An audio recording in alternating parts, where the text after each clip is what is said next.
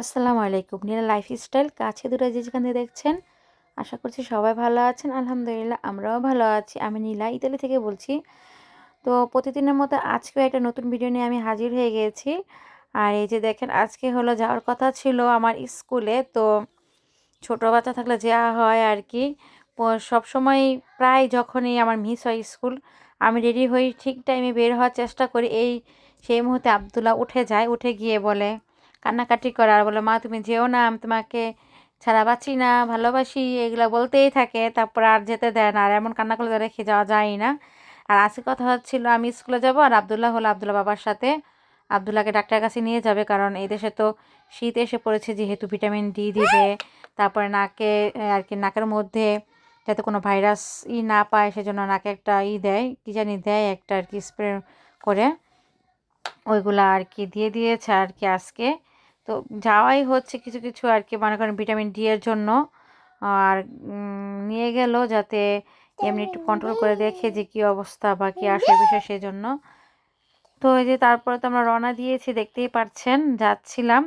আর আশেপাশে দেখেন এত সুন্দর লাগছিল, রোদ উঠলে পরিবেশটা একটু অন্যরকমই লাগে, যদিও কেননা একটু ঠান্ডার পরিমাণ বেশি লাগে, তারপর আমার কাছে অনেকই ভালো লাগে। তারপর আমরা চলে আসছি এই দেখেন আর কি ডাক্তারের কাছে, বাচ্চাদের যেটা বিশেষজ্ঞ থাকে তাদের কাছে নিয়ে আসছি। আর এই দেশে সবারই ডাক্তার থাকে, ছোট বড়। তো এই যে আব্দুল্লাহ জ্যাকেট ট্যাকেট পরায় নিয়ে আসছিলাম, কিন্তু এগুলোকে এখন খুলে দিয়েছি, আমিও নিজেও খুলে ফেলেছি কারণ এত গরম লাগছিল। আর এই যে দেখেন ইতালিয়ান আর কি উন্নত দেশের উন্নত বুদ্ধি, কিভাবে আলোর ব্যবস্থা করা হয়েছে, লাইটের কাজ এখান দিয়ে হচ্ছে। যে এখানে হলো বাইরের আলোটা আসে এখান দিয়ে, এত একটা শোরুম করে তারপর এটা আর কি সুন্দর করে সিস্টেম করে আর আলো আসার ব্যবস্থা করেছে। আর এগুলো হচ্ছে লাইট, বড় বড় দেখতেই পাচ্ছেন, এগুলো হচ্ছে লাইট। আর ওই যে চতুর্পাশে দেখেন খোলামেলা এখানে দরজা আছে, তার চতুর্পাশে আবার আয়না দেওয়া আছে, ভালোই খারাপ না। তো এই যে আমাদের ডাকবে কিছুক্ষণের মধ্যে, এই যে আমরা সোজাসুজি দাঁড়িয়ে আছি, আমাদের ডাক্তারের দরজার কাছেই আছি আমরা। তো আমাদের 10 মিনিট লেট হয়ে গিয়েছে আসতে। তারপর তো ডাক্তার দেখিয়ে চলেই আসলাম।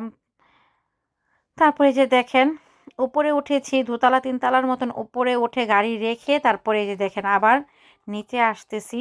এখানে আমি কখনোই আসি নাই। এই যে তো কাজ মানে কি আর কি বাসার সবই পাওয়া যায় এখানে।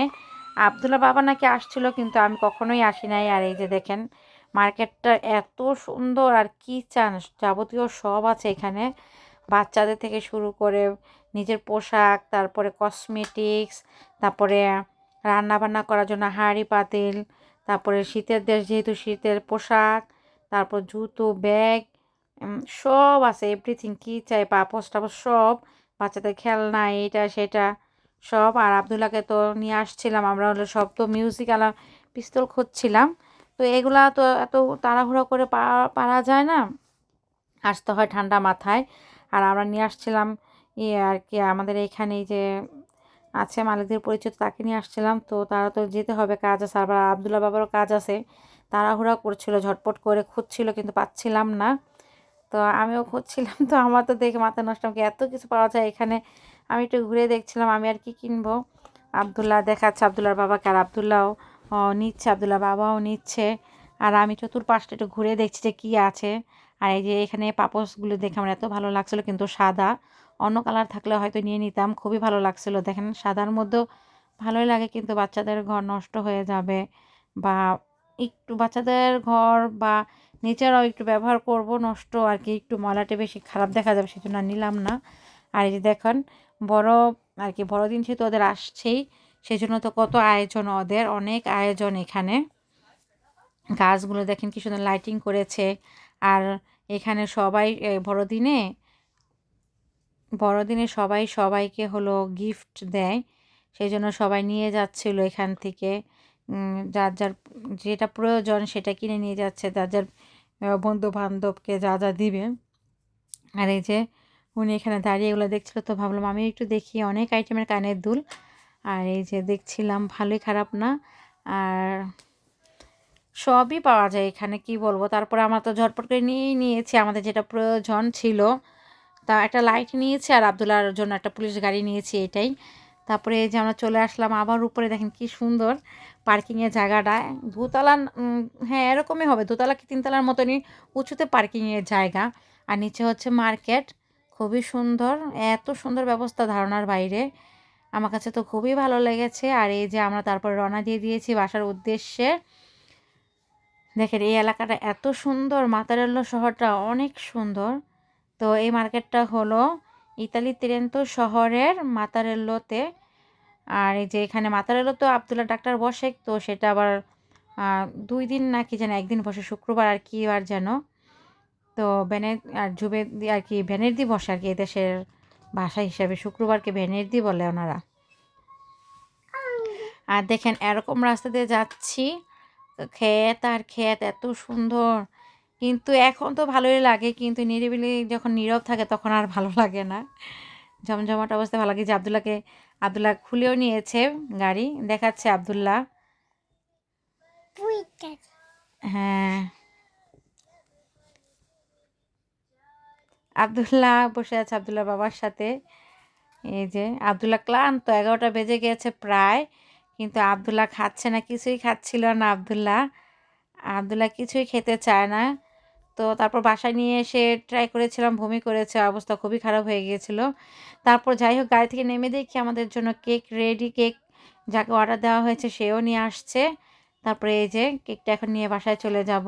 তারপর তো বাসায় এসে ঝটপট করে রান্না করেছি, দেখেন একেবারে শর্টকাট রান্না, করলা ভাজি আর হলো ডিম ভেজে। এটাও অনেক ঝামেলা, ডিম ভেজে তারপর করো আবার রান্না করো, অনেক ঝামেলা ভাই। তারপরে তো এই যে এখন ছেলেকে খাওয়া দাওয়া করাবো, যেহেতু দুপুরে সকালে খাইনি, দুপুরে তাড়াতাড়ি খাওয়াতে হবে। তারপর লেট হয়ে গিয়েছে, এগুলো পরে এসে ধুবো। আর বাসাটাও আমি ক্লিন করে নিয়েছি, ঝাড়ু দিয়ে মুছে নিয়েছি। আর চুলাটা আছে, যখন আব্দুল্লাহকে খাওয়াই আমি আসবো নিচে খেয়ে, তারপরে চুলাটা ধুবো। তারপর তো সন্ধ্যার সময় রেস্ট নিয়ে সন্ধ্যার সময় খাওয়া দাওয়া করে আমরা সেই 3টার দিকে ঘুম আসছি মা ছেলে। উঠে দেখি একেবারে সন্ধ্যাই হয়ে গিয়েছে, 5টা 5:30 বেজে গিয়েছে। তারপরে তো অনেক কাজ করেছি এর মধ্যে, আমরা পরে খাচ্ছি, এর মধ্যে আমি নারকেল কুড়িয়েছি, নয়তো নষ্ট হয়ে যাবে।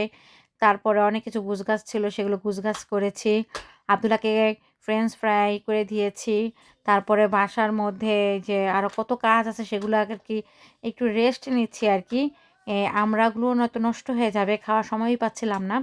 তো আমড়াগুলি খাচ্ছি আর আপনাদের সাথে শেয়ার করছি। দেখেন আজকে সারাদিনই আর কি, সারাদিন খাটও গুছানো হয়নি, ঝাড়া হয়নি, বাসাও ঝাড়া আর কি রুমের ভিতরে ঝাড়াটারাও করা হয়নি।